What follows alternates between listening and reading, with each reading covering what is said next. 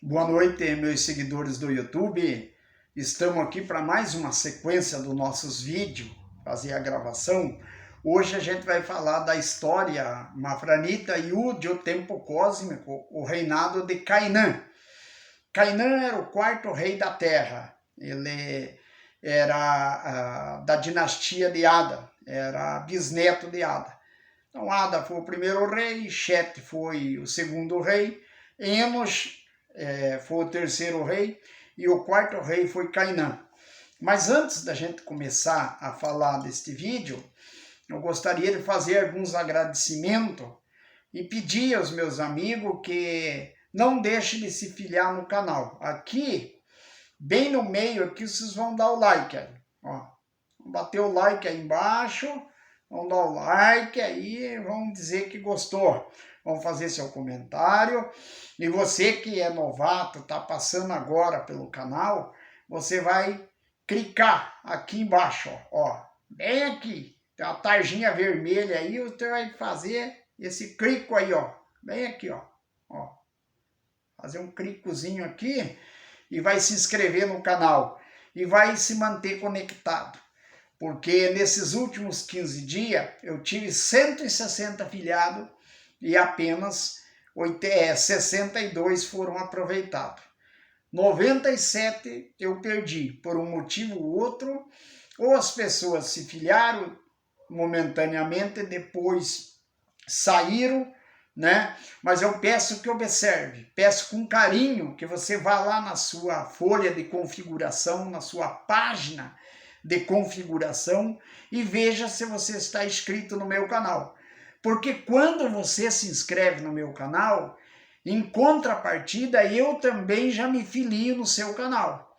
E eu não costumo tirar a minha inscrita. Eu mantenho um relatório diário de todos os inscritos meus e eu passo pela configuração e vejo se eu não tiver inscrito em algum canal que está inscrito, que é seguidor meu, eu já vou me filiando naquele canal. Eu vou mantendo a filiação. Quer dizer, eu me mantenho conectado com a pessoa, eu verifico os vídeos da pessoa, assisto os vídeos da pessoa, porque eu gosto de trocar ideia e gosto de ajudar aqueles que me ajudam. Então, existe aí, por exemplo, 67 pessoas que eu estou filiado no teu canal, e você não está filiado no meu. Então veja bem aí onde é que está esse erro para você voltar a filiar para mim aproveitar esses 67 filiados. Ou, caso contrário, eu terei que fazer uma varredura e desfiliar daqueles canal que fizeram comigo, porque é o princípio da contrapartida. Existe uma coisa, minha gente, chamada contrapartida. Contrapartida, eu ajudo você, você me ajuda eu. Não existe essa possibilidade de eu te ajudar e você não me ajudar. Ou você me ajuda e eu não te ajudo. Isso não pode. E a comunidade tem que viver, por exemplo, de uma forma, por exemplo, que se eu me inscrevo no teu canal e vou lá e dou like no teu canal, você tem a obrigação de se inscrever no meu também e manter aquela inscrição conectada. A salvo que seja aqueles tipo de filiação que filia uma vez só e nunca mais volta para ver mais nada. Mas quando a gente se faz comunidade, quando a gente trabalha, por exemplo, faz um grande trabalho, digamos assim, trocando ideia, informação, eu verificando os meus vídeos e verificando os vídeos dos meus amigos, então se faz necessário que as pessoas se mantenham filiadas. Então eu vou dar um tempo. Se durante esse tempo esses 67 filiados que se filiaram não voltar a se filiar novamente no meu canal, eu vou ter que fazer uma varredura e sair daqueles canais que não estão me prestigiando, porque eu vou ficar com aqueles amigos que estão me prestigiando. Eu estava aqui olhando agora aqui, minha gente, ó, tem aqui no meu canal aqui,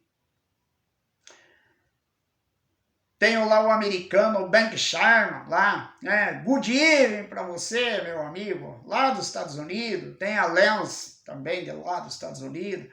Tenho também a Sherfa, também uma muçulmana americana também.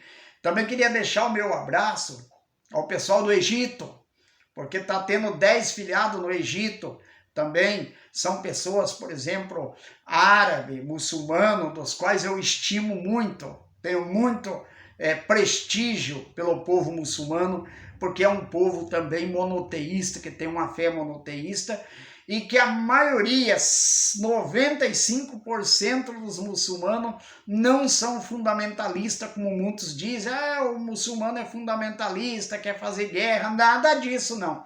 Então, redondamente enganado. 95% dos nossos amigos muçulmanos são gente fina, são gente de primeira linha, da melhor estirpe que existe. São pessoas, por exemplo, de boa fé, pessoas humanas que nos prestigiam. Então, um grande abraço ao pessoal do Egito, né? Um grande abraço também lá para a França, que eu tenho mais filiado, além do Cavaleiro Idem. Deixar um bonsoir, mon chéri, para todos os franceses que estão me ouvindo neste momento. Desejar um buenas noites aqui para os amigos da Argentina, né? Minha amiga da Argentina, buenas noites para você. Buenas noites, meu amigo Marco Avediel, lá do México. Buenas noites a minha amiga Sarute, lá de Honduras. Eu lembro, gente, eu vou lembrando. Quero lembrar dos meus amigos também da Arábia Saudita, Emirados Árabes Unidos, lembrar dos meus amigos da Índia, da Indonésia, do Camboja, do Japão e da Coreia. Tá chegando muito coreano no meu canal aí, eu tô vendo, tô gostando, minha gente, isso é muito importante. Grande abraço. Aí eu desejo, também tem que deixar aqui também o meu abraço ao irmão Zakai, ao irmão Shimon, ali da sinagoga Benei Anusim, de Ponta Grossa, ao meu amigo e irmão, camarada Marcos Machado, de Brasília também, da sinagoga Anusim, Brasília, nosso amigo Kefa Yudá, também da sinagoga de Campinas, né, Anusim de Campinas. Eu quero deixar um abraço para todos os meus amigos, e principalmente para minha amiga Aline Star, lá de Israel, lá de Jerusalém. Ela está, sempre faz o vídeo dela, e sempre que pode está assistindo os meus, está curtindo, está fazendo os seus comentários. Então, para os meus amigos de Israel, Laila Tove, e um Shabbat Shalom para os meus amigos judeus de todo o mundo, do Brasil, dos Estados Unidos, de Israel, de todas as partes do mundo. O meu Shabbat Shalom, porque hoje, neste momento, exato momento, eles acabaram de encerrar o Havdalah Shabbat do dia de hoje. Porque o Shabbat, ele se abre na sexta-feira no pôr do sol, né? Com o Kabbalah Shabbat. Aí tem o Shaharit de Shabbat, que é um trabalho da manhã. E aí, na parte da tarde, tem o Havdalah Shabbat, que é o encerramento do Shabbat, com o brilhar das 3 primeiras estrelas. Vai do pôr do sol da sexta-feira até o brilhar das 3 primeiras estrelas de sábado. Ou seja, quase 25 horas, 24 horas e 40 minutos sagrado, do qual o judeu espera a Shekhinah, a presença divina. Então, minha gente, até para alegrar os meus amigos judeus, todo mundo de Israel, eu vou cantar aí um hino que é mais cantado em Israel, que é aquele Revenu Shalom Aleichem, Revenu Shalom Aleichem, Revenu Shalom Aleichem, Revenu Shalom Aleichem. Que seja mais um dia de muita paz e alegria. Revenu Shalom Aleichem. Laila Torre para todos meus amigos aí, e um Shabbat Shalom. Então, minha gente, a gente se alegra muito quando a gente mexe com o povo do mundo.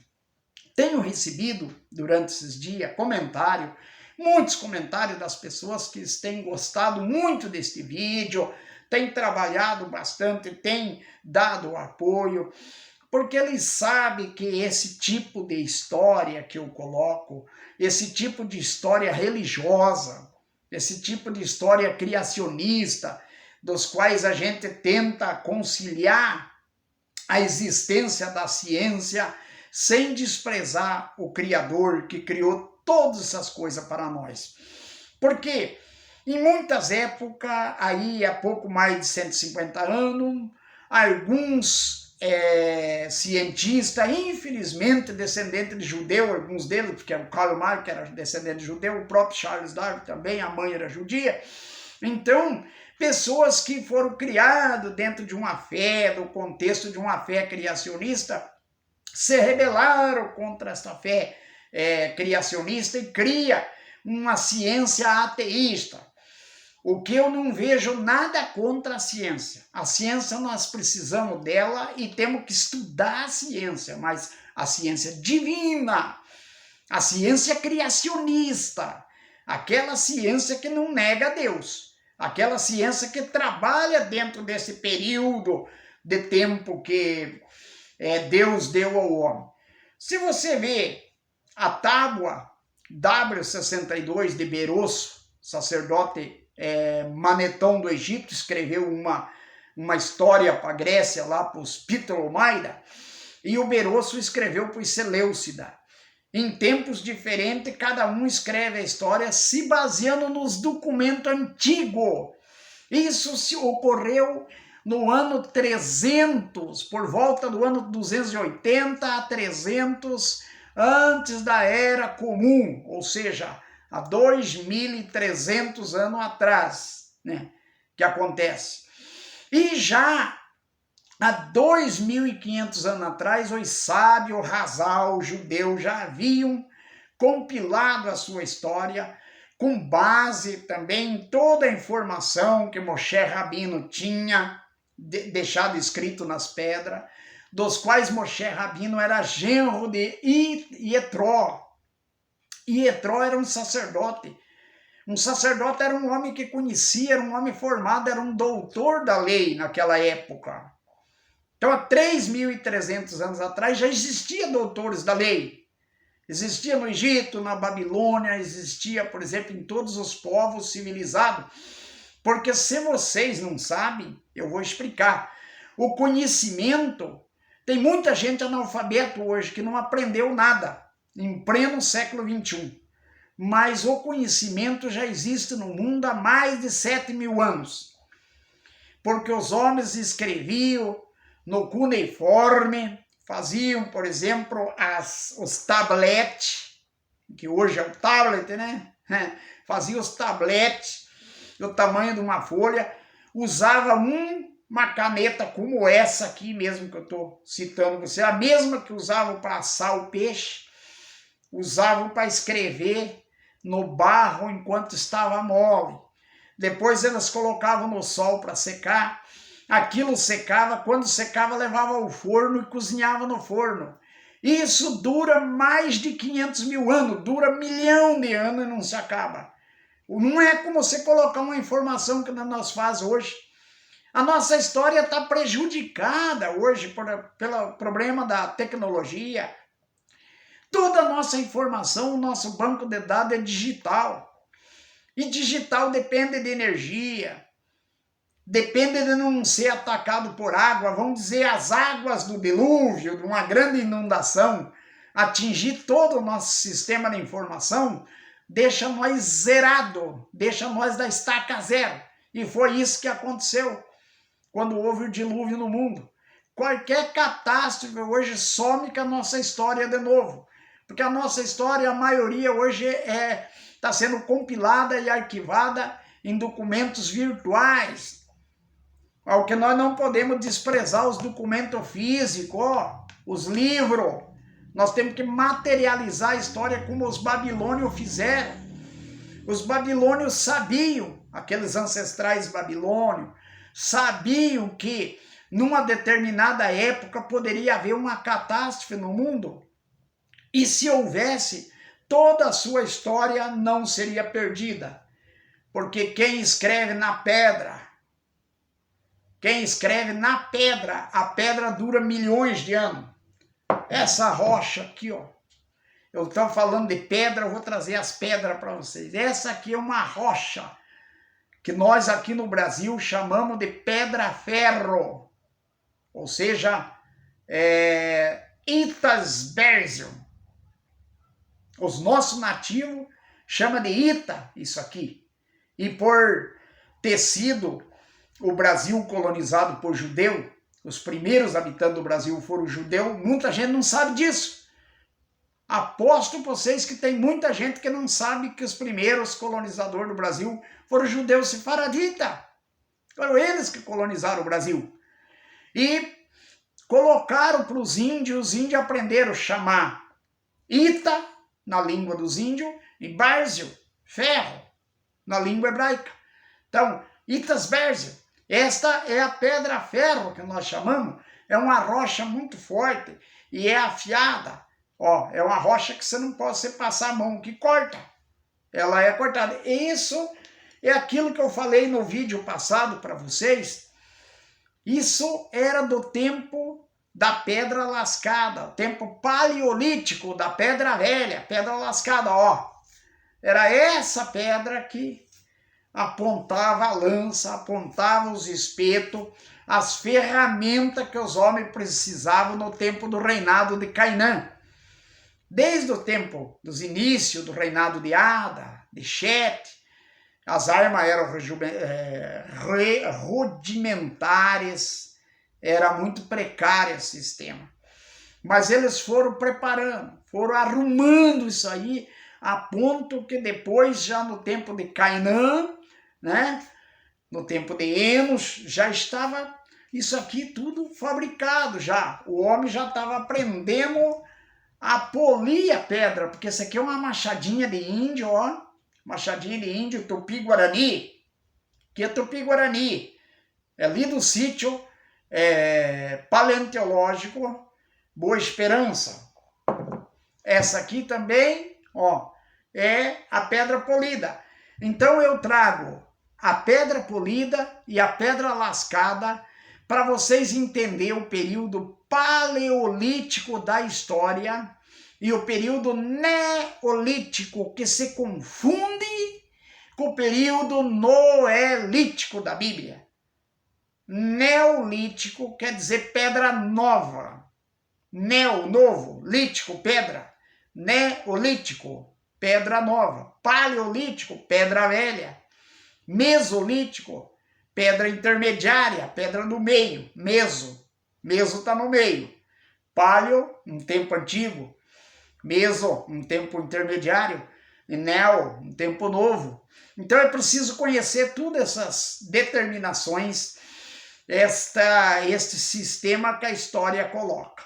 Por outro lado, a gente precisa conhecer a história bíblica, aquilo que está escrito na Torá, que foi escrito há 3.300 anos e que quando se escreveu se baseava em documentos da época, porque já existia na Babilônia o Hammurabi, rei da Babilônia, com todo aquele conjunto de leis que eu coloquei para os senhores. Aí já existia também entre os povos da floresta. Aqui mesmo nós temos uma lenda na Amazônia brasileira de que os índios da Amazônia foram ensinados por um legislador chamado Juripari.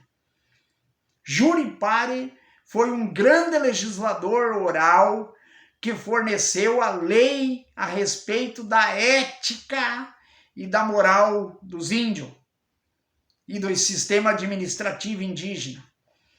Como que eles conhecem isso? Vocês não verem que todos os povos, seja ele o índio nosso da Amazônia, o nosso povo da floresta, o Tupi-Guarani, os nossos índios da Amazônia, os Maia, dos quais foi destruída a civilização, os Inca e os Azteca lá no México, os meu amigo mexicano lá de Honduras, minha amiga de Honduras, tá me ouvindo agora? Então, estamos falando aí dessa região, a região dos Maia e dos Azteca. Antes que os espanhóis chegassem por ali, já existia esse povo. E esse povo conhecia, inclusive na lenda dos Maia e dos povos mais avançados da floresta amazônica, existe uma lenda que um patriarca chamado Até teria se escapado de uma grande inundação. Veja bem, minha gente, Até para os índios, Até, Noé para os portugueses, Noa para os hebraicos, Ziusudra para os babilônios, os caldeus, né? Vocês acham muita coincidência isso? Todos os povos têm uma história oral que os liga a um determinado fato histórico que ocorreu no mundo. E isso, minha gente, é fato. Porque, veja bem, como eu estou colocando aqui o tempo do reinado de Cainã, eu lembro que Cainã reinou, segundo Berosso, Zacarias citando Berosso, na placa W62 da Babilônia, ele coloca que lá esse rei Cainã se chamava Amenon, né, na placa de Berosso. Já era chamado Alima no Egito, já na placa de Maneton. Mas tudo se referia ao mesmo Cainã. Esse homem governou por um período de 43.200 anos cósmico, aquele tempo cósmico que eu falo para vocês. Por quê? O Zacarias, ele coloca, por exemplo, citando Berosso, ele cita, por exemplo, essas placas da Babilônia como 120 shar, que era a medida de tempo da Babilônia, antiga, da Caldeia. Um tempo cósmico totalmente diferente deste nosso. E é o tempo também que a Bíblia fala, porque a Torá coloca para nós que o tempo antediluviano, que era um tempo cósmico, quando os homens viviam até 1000 anos, né? Vejam bem que era um tempo diferente. Era um tempo totalmente diferente desse tempo tropical nosso que nós temos hoje.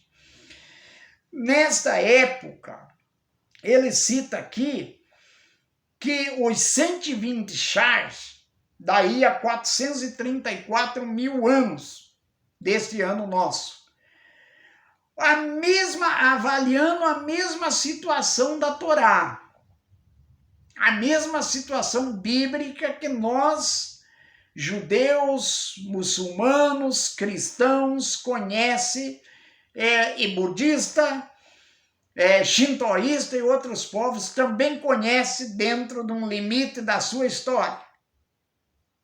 Esses tempos longos de civilizações da China, da Índia, do Japão, né, do Himalaia, das ilhas da Indonésia, das ilhas que existem no Pacífico, ilhas de Patmos, né, ilha de Patmos, é isso mesmo? Ilha de Patmos.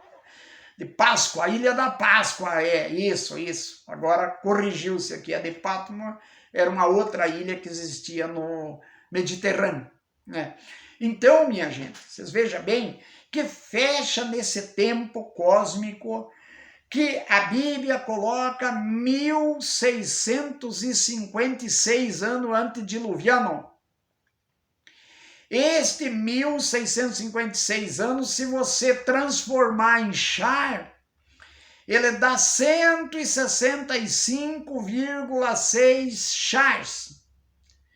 Como cada char, que era a medida babilônica, ele equivale a 3.600 anos, uma era de 3.600 anos dessa era tropical.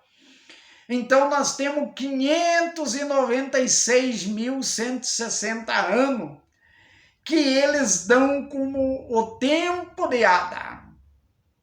Agora, avalie uma coisa. Babilônia, história da Babilônia, história do Egito, história judaica, somado tudo junto, lido a codificação da Torá e somado com todas essas placas, elas querem dizer a mesma coisa, ela chega num mesmo tempo equivalente a 600 mil anos. E quando é que os cientistas relatam que o Homo sapiens existiu na Terra? Não está lá colocado que surgiu há 600 mil anos na África? Tá, 600 mil anos bate ciência e religião. A criação, se você avaliar do ponto de vista dos estudos cabalísticos que existem na Torá, do ponto de vista checando as eras, os chars e os achados arqueológicos que estão nas tabuletas de pedra cuneiforme, que aí esse barro era levado no fogo, queimado no forno, transformado em pote, transformava em pedaço de pedra. Uma rocha como essa aqui, que é sedimentar, ó, a rocha sedimentar, essa aqui formada pelo barro do dilúvio, essa aqui. Se você queimar ela no fogo, levar num forno e queimar num fogo, a temperatura de uns 1.500 graus, você vai transformar ela nessa mesma rocha aqui, se ela resistir. Se não resistir, vai virar pó. Se não resistir, o fogo vira pó. Mas tudo isso aqui, ó, fogo, por exemplo, pressão alta de temperatura que fez dar essa pedra. Essa aqui já é outra pedra, mas já é polida, aquela lascada. Então, minha gente, para sustentar essa tese que eu tenho colocado, o próprio cientista coloca que o homem surgiu há 600 mil anos atrás. E a Bíblia, a Torá, não desmente não. Ora, se ela coloca que é 1656 anos desses nossos, 1656 anos tropical, mas que transformado em char e corroborado pelos estudos de Maneton e de Berosso e de Zacarias Sitt, você vê que tudo se encaixa para chegar num tempo de aproximadamente 500 mil anos. O tempo é o mesmo. Então veja muito bem que a Terra surgiu com aqueles 4 matriarcas e 4 patriarcas que fundaram a genealogia da Terra, a genealogia humana, da raça humana, porque entre humano enganam-se aqueles darwinistas sociais que dizem de raça superior, raça inferior. Não existe nada disso. Deus não criou ninguém superior e ninguém inferior.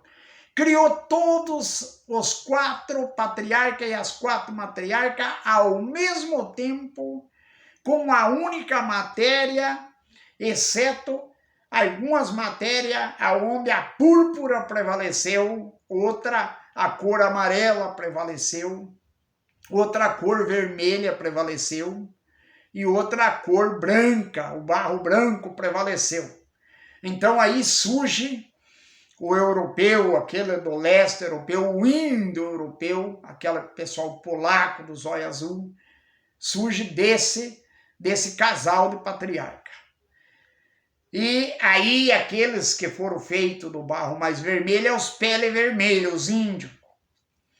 Os outros são os pele amarela, que surgiu os Himalaias, o pessoal da China, a Índia, Japão e toda essa região oriental da Terra.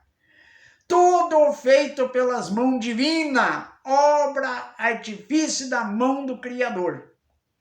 Feito com matéria um pouco diferente, e que aí surgiu a formação e as 4 raças humanas da Terra. Que não existe nada de superioridade entre uma raça e outra.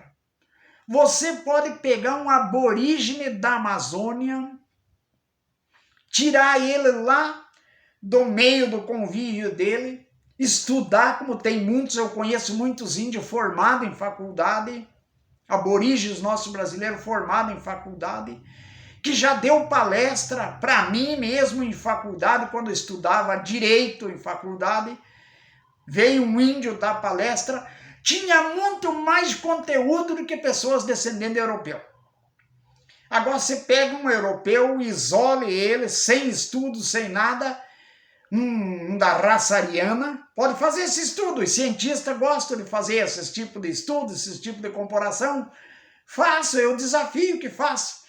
Pega um índio, um aborígene da Amazônia, pega, por exemplo, um homem da raça negra, um aborígene da África, estuda, dá todo o conhecimento para ele, no final de 40 anos de estudo, você compara com um ariano que não teve nenhum estudo, não teve um dia de estudo, analfabeto, não sabe escrever, não sabe fazer nada.